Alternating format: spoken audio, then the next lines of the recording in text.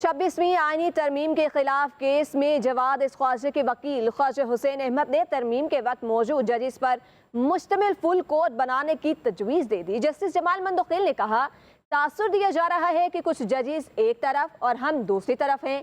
देखना होगा full court बनाने का हुक्म देना हमारा इख्तियार है या नहीं। जस्टिस मोहम्मद अली मजहर ने कहा, हम जुडिशल कमीशन के अहकामात नहीं दे सकते। आर्टिकल 191A3 की पाबंदी को कैसे नजरअंदाज करें। समाअत कल तक मुलतवी कर दी गई।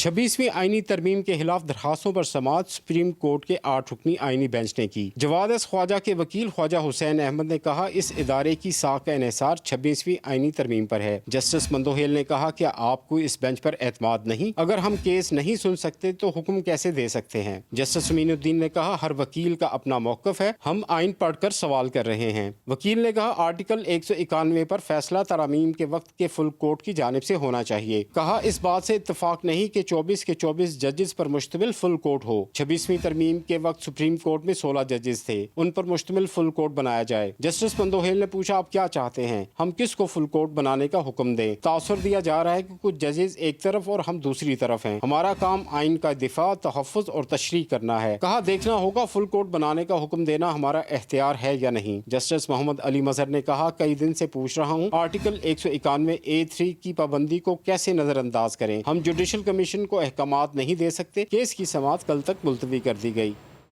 26वीं आईनी तरमीम के खिलाफ दरखास्तों पर समाअत सुप्रीम कोर्ट के 8 रुकनी आईनी बेंच ने की। जवाद ख्वाजा के वकील ख्वाजा हुसैन अहमद ने कहा, इस इदारे की साख का इन्हिसार 26वीं आईनी तरमीम पर है। जस्टिस मंदोहेल ने कहा, क्या आपको इस बेंच पर एतमाद नहीं? अगर हम केस नहीं सुन सकते तो हुक्म कैसे दे सकते हैं? जस्टिस अमीनुद्दीन ने कहा, हर वकील का अपना मौक़िफ़ है, हम आइन पढ़कर सवाल कर रहे हैं। वकील ने कहा, आर्टिकल 191 पर फैसला तरामीम के वक्त के फुल कोर्ट की जानिब से होना चाहिए। कहा, इस बात से इत्तफाक नहीं कि 24 के 24 जजेस पर मुश्तमिल फुल कोर्ट हो। 26वीं तरमीम के वक्त सुप्रीम कोर्ट में 16 जजेस थे, उन पर मुश्तमिल फुल कोर्ट बनाया जाए। जस्टिस मंदोहेल ने पूछा, आप क्या चाहते हैं, हम किस को फुल कोर्ट बनाने का हुक्म दें? तासुर दिया जा रहा है कि कुछ जजेस एक तरफ और हम दूसरी तरफ हैं। हमारा काम आइन का दिफा, तहफ़्फ़ुज़ और तशरीह करना है। कहा, देखना होगा फुल कोर्ट बनाने का हुक्म देना हमारा इख्तियार है या नहीं। जस्टिस मोहम्मद अली मजहर ने कहा, कई दिन से पूछ रहा हूँ, आर्टिकल 191A3 की पाबंदी को कैसे नजरअंदाज करें। हम जुडिशल कमीशन को अहकामात नहीं दे सकते। केस की समाअत कल तक मुलतवी कर दी गई।